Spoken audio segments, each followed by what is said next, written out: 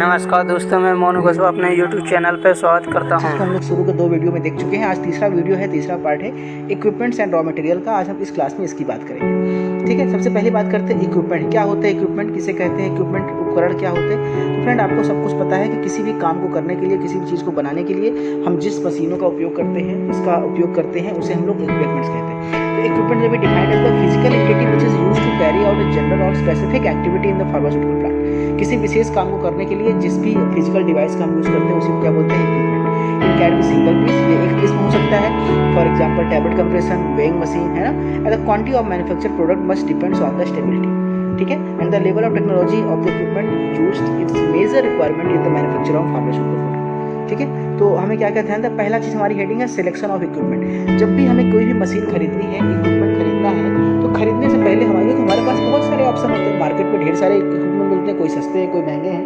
तो हमें क्या चीज़ ध्यान देना चाहिए। सिलेक्शन ऑफ इक्विपमेंट से पहले हमें किन बातों का ध्यान रखना चाहिए, पहले हम उन बातों को डिस्कस करेंगे।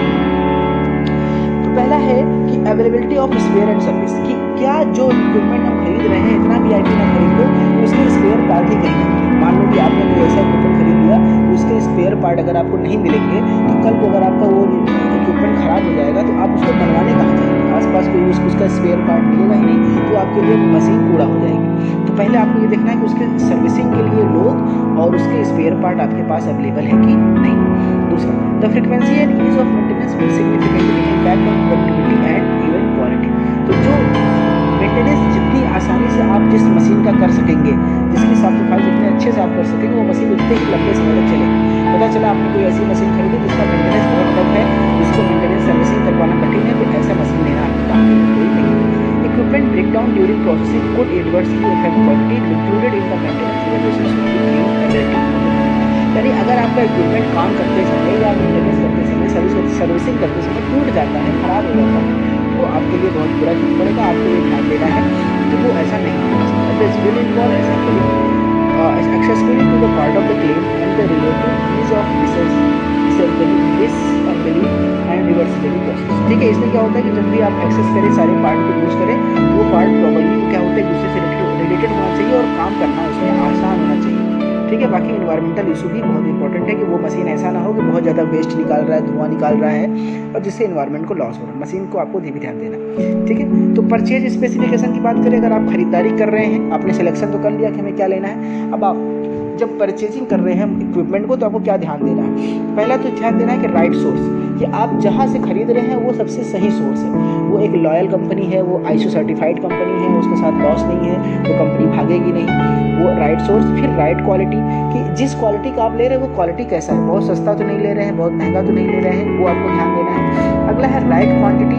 भाई जितनी क्वांटिटी आपको चाहिए उतनी ही लीजिए। मान ली मशीन आपको 10 चाहिए, 5 चाहिए, तो नहीं लीजिए।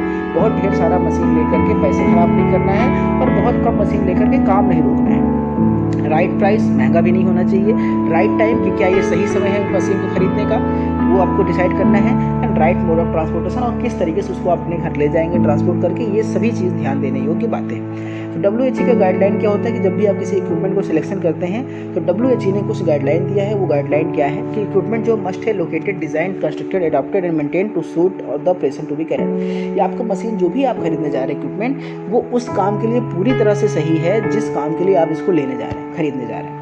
The layout and design of the equipment must be aim to minimize the risk of error. आपका इक्विपमेंट का डिजाइन ऐसा होना चाहिए कि वो रिस्की ना हो, कि उस पर काम करने वाला ऑपरेटर को चोट लग जाए, एक्सीडेंट हो जाए या कोई दिक्कत हो जाए, या क्रॉस कंटामिनेशन हो, या उसमें धूल पड़े, ऐसी कोई चांसेस नहीं होनी चाहिए। Equipment should be installed in such a way to minimize risk of error. आप इक्विपमेंट को जब भी अपने मशीन को अपनी इंडस्ट्री में इंस्टॉल करेंगे, सेट करेंगे, तो ऐसा होना चाहिए कि बहुत ईजिली हो और उसमें जान या किसी भी नुकसान का खतरा कम से कम हो। ठीक है, और production equipment should be design, located and maintain to serve its intended purpose. ठीक है, इसके लिए उसको यूज़ किया जाता है। अब बात करेंगे क्लीनिंग एंड मेंटेनेंस की। मशीन को क्लीनिंग और मेंटेनेंस करना भी जरूरी है। तो क्लीनिंग और मेंटेनेंस को करना जरूरी है ताकि मशीन की ड्यूरेबिलिटी बढ़ी रहे, इक्विपमेंट आपके बहुत दिन तक चला रहे, इक्विपमेंट्स में कंटामिनेशन ना हो, कोई नुकसान ना हो, इसलिए उसका मेंटेनेंस करना और क्लीनिंग करना बहुत जरूरी है। तो WHO ने क्या गाइडलाइन दिया है, वो देखिए 3 गाइडलाइन है कि जो layout and design of equipments must same to minimize the risk of error. ठीक है, इसलिए हम करते हैं ताकि उसका एरर कम से कम हो, उस पर साफ सफाई बनी रहे, उसमें क्रॉस कंटामिनेशन ना हो, कोई धूल के पार्टिकल उसमें ना हो। दूसरा, वॉशिंग और क्लीनिंग जो होता है इसलिए करना चाहिए ताकि हम सोर्स कंटामिनेशन को दूर कर सकें, और डिफेक्टिव इक्विपमेंट्स को होता है वो हम लोग पार्टिकल्स जो भी इसके अंदर पार्टिकल फंसे हैं उसको हम बाहर निकाल सकें। ये था हमारा इक्विपमेंट। अब हम बात करेंगे रॉ मटेरियल। तो भैया रॉ मटेरियल क्या होता है? जिस मटेरियल से हम प्रोडक्शन स्टार्ट करते हैं वो हमारा है रॉ मटेरियल। जैसे समोसा बनाना है तो आलू और मैदा हमारा क्या है? Raw material. तो रॉ मटेरियल क्या है? All material that used in the manufacturing और finished bulk may be present in final product as called raw material. ठीक है, जिससे हम लोग फिनिश प्रोडक्ट जिस मटेरियल से बनाना स्टार्ट करते हैं उसी को हम लोग क्या बोलते हैं? Raw material. ठीक है, अब रॉ मटेरियल जो हम ले रहे हैं उसके लिए हमको कौन मटेरियल जो हम ले रहे हैं उसके लिए क्या क्या क्वालिटी हमको चेक करनी चाहिए। पहला, visual examination for all incoming material. जो भी मटेरियल आते हैं पहले उसको आंखों से सही से देखिए, उसमें कोई पार्टिकल नहीं है, कोई कुछ गंदगी तो नहीं है, प्रॉपरली सील है कि नहीं सील है, कंटेनर उसका लेबल है कि नहीं है, वो आपको देखना है। दूसरा, evidence of any physical damage to container. आपको ये देखना है कि जो कंटेनर में कोई फिजिकल डैमेज तो नहीं है, कहीं से चूहा तो नहीं काटा है, कहीं से फटा तो नहीं है। एविडेंस ऑफ रोडेंट और इंसेक्टिसाइड्स है ना, किसी चूहे ने या किसी कीड़े ने तो नहीं डैमेज किया है, वो भी आपको देखना है। प्रॉपर लेबलिंग इन स्पेसिफाइड मैनर, कि उसमें प्रॉपर लेबलिंग है कि नहीं लेबलिंग है, इसको आपको ध्यान देना है। और points to be checked and recorded, सारे पॉइंट को चेक किया जाए और रिकॉर्ड किया जाए। ये इसमें सबसे जरूरी बात है रॉ मटेरियल लेते समय। ठीक है, अगली हम बात करेंगे कि उसमें जो डेट ऑफ रिसिप्ट में नेम ऑफ प्रोडक्ट है, उसका बैच नंबर, उसकी मैन्युफैक्चरिंग डेट, एक्सपायरी डेट उसमें लिखी है कि नहीं लिखी है, सप्लायर का नाम लिखा है कि नहीं लिखा है, और purchase order, excise get post सब कुछ लिखा है कि नहीं लिखा है। ये सब कुछ आपको ध्यान देने के बाद ही आपको किसी रॉ मटेरियल को परचेज करना है। परचेज करने से पहले इन बातों को आपको ध्यान देना है। कंट्रोल और raw material quality assurance should make periodic sustentation and follow up. ठीक है, और जो क्यूए वाले होते हैं ना किसी फैक्ट्री में, क्वालिटी एश्योरेंस, उनका काम होता है कि जो भी रॉ मटेरियल आ रहा है उसका प्रॉपर फॉलो अप करते रहें कि उसकी प्रॉपर टेस्टिंग हो रही है कि नहीं हो रही है, उसका प्रॉपर रिकॉर्ड मेंटेन हो रहा है कि नहीं हो रहा है, FDA के हिसाब से, GMP के हिसाब से, वो चीज़ आपको ध्यान देना है क्यूए वाले। ठीक है, और रॉ मटेरियल को सिलेक्शन करने से पहले हम लोग कौन कौन सी बातें ध्यान देनी चाहिए वो देखिए। हमारा टॉपिक है कि रॉ मटेरियल सिलेक्शन, यानी जब भी हम रॉ मटेरियल खरीदेंगे उसके पहले, खरीदने से पहले, उसके सिलेक्शन से पहले कि हमको कौन सा मटेरियल लेना है। तो मार्केट में ढेर सारे मटेरियल अवेलेबल है, कुछ सस्ते भी हैं, कुछ महंगे भी हैं, तो कौन सा मटेरियल हमको लेना है, इस मटेरियल को सिलेक्शन से पहले हमें क्या क्या ध्यान देना चाहिए। पहला है सिलेक्शन ऑफ वेंडर। आपको उस वेंडर यानी उस विक्रेता को चयन करना चाहिए कि जो विक्रेता सबसे लॉयल है, जिसका मार्केट रिव्यू सबसे अच्छा है, जो आपको सही माल बेचता है, जिसके पास सस्ता और टिकाऊ माल, सस्ता और ख़राब माल नहीं बिकता, अच्छा और अच्छी क्वालिटी का माल बिकता है, उस वेंडर को आपको सबसे पहले पहचानना है और उसको सिलेक्शन करना है। ये पहला काम है जो आपके सामने यहाँ है। ठीक है, उसमें क्या क्या है उसका इवैल्यूएशन करना, कैसे करना। ठीक है, सिलेक्शन ऑफ वेंडर करने के बाद क्या करना है, उसकी कॉस्ट हिस्ट्री चेक करनी है, उसकी क्वालिटी मटेरियल चेक करना है, ये सब चीज़ें आपको चेक करनी है। फिर परचेजिंग ऑफ रॉ मटेरियल, वो सब आप पढ़ लीजिए, खुद से पढ़ लीजिएगा। और एक बार सिलेक्शन आपने कर लिया, अब आपको रॉ मटेरियल क्या करना है, उसमें परचेज करना है।